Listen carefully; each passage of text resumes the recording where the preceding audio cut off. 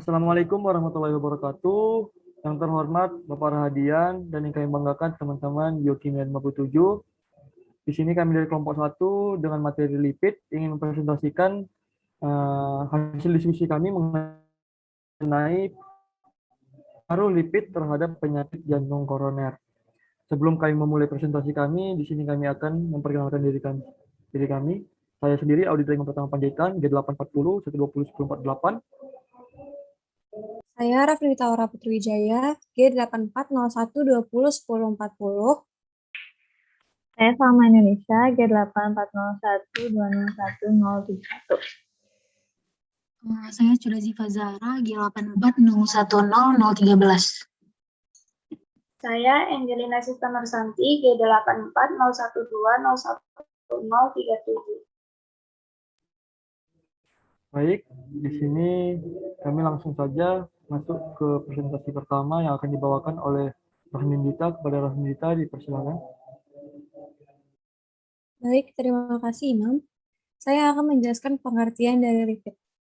Lipid atau dalam bahasa Yunani biasa disebut dengan lipos, merupakan senyawa organik golongan hidrokarbon alfatik yang terbentuk dari alkohol, yaitu gliserol, dan asam lemak yang dikombinasikan oleh ikatan ester, yaitu trigliserida. Membran lipid umumnya bersifat amfipatik. Seperti bisa dilihat, ekor dari membran lipid bersifat nonpolar, sedangkan kepalanya bersifat polar.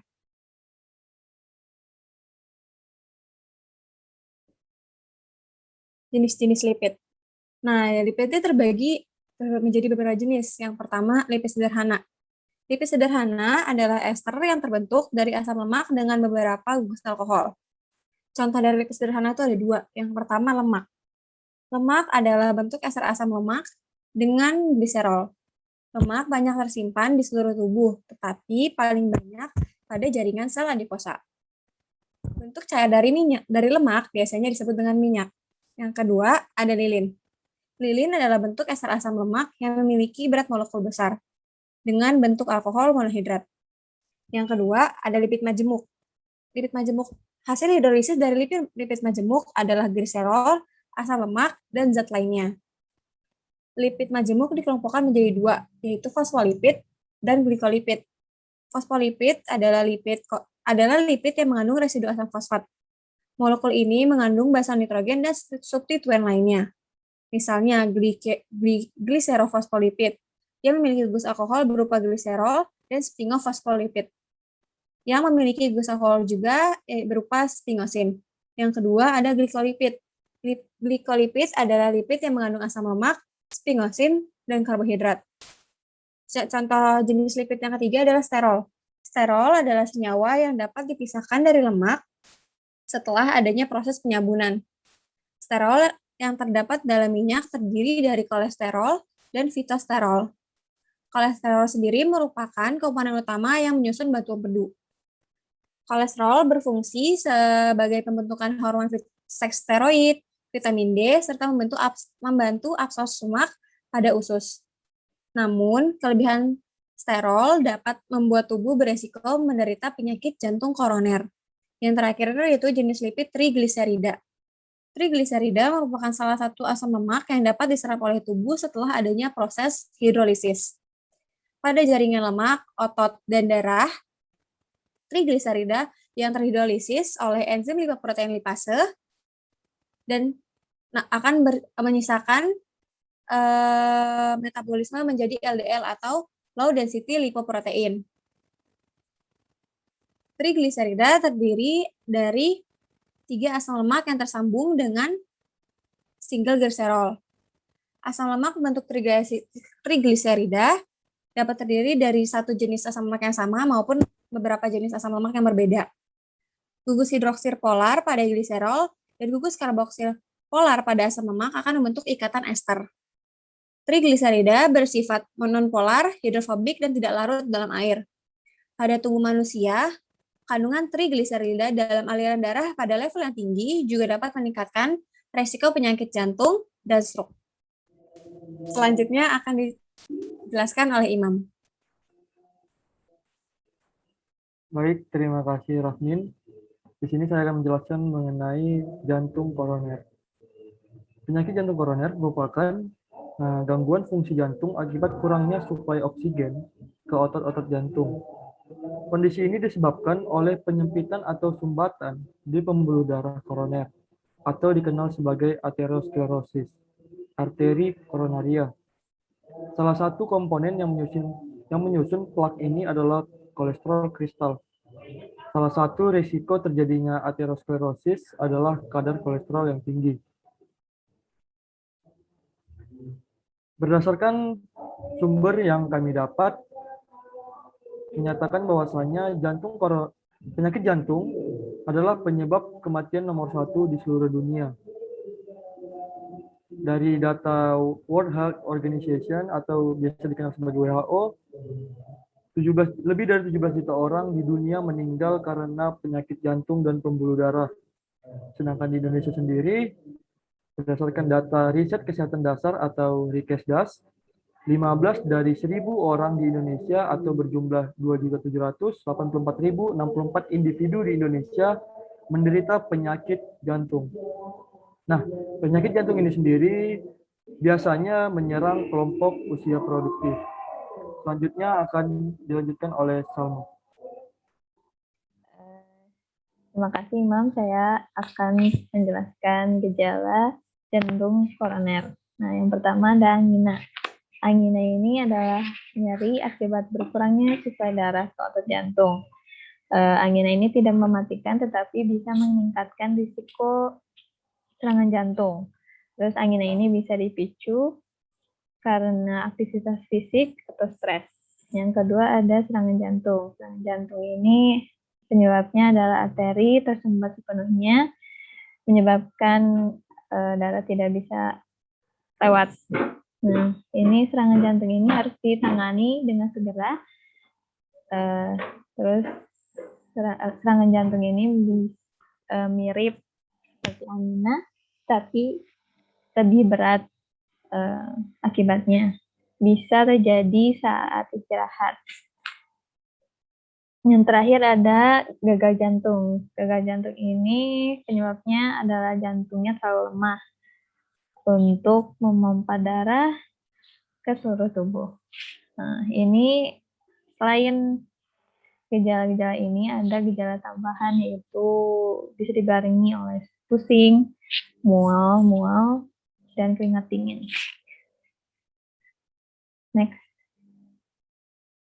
Nah, ini ada penyebab penyakit jantung koroner.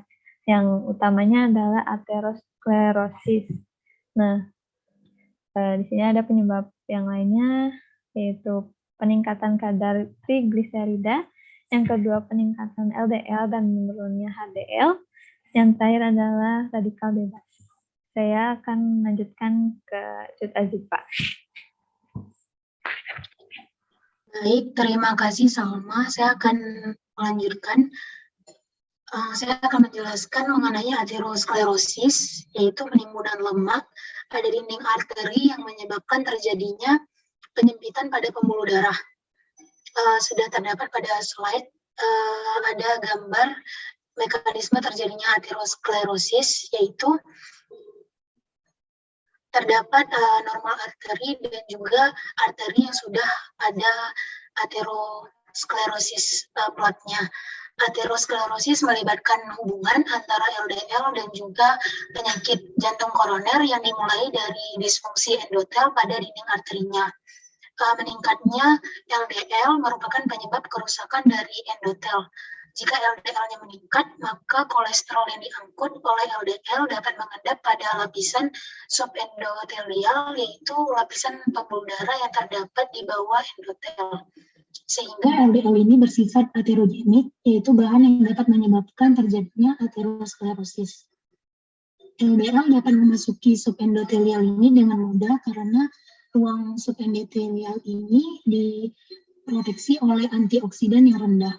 LDL akan teroksidasi setelah memasuki endotel. Setelah teroksidasi, LDL ini masuk ke dalam makrofag seperti yang sudah tertera di gambar. Dengan bantuan reseptor scavenger pada permukaan sel, dia memudahkan penimbunan ester kolesterol. dan kemudian membentuk sel busa atau yang dikenal dengan foam cell LDL. LDL yang teroksidasi ini bersifat sitotoksik terhadap sel endotel dan juga sel otot polos pembuluh darah, sehingga menyebabkan terjadinya kerusakan atau disfungsi terhadap endotel. Pada gambar juga terdapat bagian yang berwarna kuning, yaitu lipid, penumpukan lipid atau yang dikenal dengan bercak ateroma. Itu ditutupi oleh pewarna merah yang disebut dengan fibroscape. Selanjutnya akan dijelaskan oleh Angelina. Terima kasih buat Azifa. Pengobatan penyakit jantung koroner itu terbagi menjadi dua golongan, yaitu yang pertama golongan statin. Golongan statin ini merupakan obat yang sering digunakan untuk penyakit jantung koroner. Obat ini itu dapat menghambat kerja HMG-CoA reduktase untuk penurunan konsentrasi kolesterol LDL dan VLDL serta meningkatkan HDL-C dan menurunkan konsentrasi trigliserida. Penghambatan HMG-CoA reduktase menunjukkan peningkatan aktivitas reseptor peroksisom proliferator aktivator alfa atau PPAR alfa seperti fibrat untuk mensintesis ApoAI di hati yang dapat meningkatkan pembentukan prekusor HDL partikel. Penurunan konsentrasi kolesterol intraseluler menginduksi ekspresi reseptor LDL pada permukaan hepatosit yang mengakibatkan peningkatan ekstrasi LDL dari sirkulasi darah. Yang kedua, ada golongan CCB yang merupakan obat yang digunakan untuk hipertensi. Tetapi menurut Ariti et al. 2017 bahwa penyakit hipertensi secara fisiologis akan berhubungan dengan aterosklerosis aorta dan emoli yang dapat menurunkan disentisibilitas aorta sentral. Golongan CCB ini dapat bekerja pada otot jantung dan otot polos vaskular, terutama CA12 yang berperan pada kontraksi. Blokade kanal CA12 intraseluler ini dapat menurunkan kekuatan kontraksi otot jantung. Dengan masuknya CA12 dari ujung ekstrasel ke dalam ruang intrasel akan dipacu oleh perbedaan CA12 ekstrasel dan intrasel yang bermuatan negatif.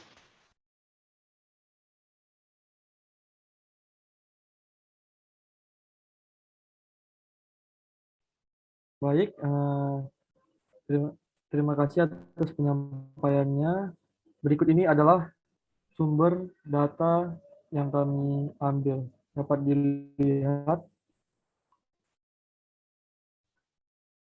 Baik, sekian saja presentasi dari kami kelompok 1 materi lipid. Jikalau ada kekurangan atau kesalahan, mohon dimaafkan karena kami juga masih dalam fase pembelajaran. Mungkin sekian.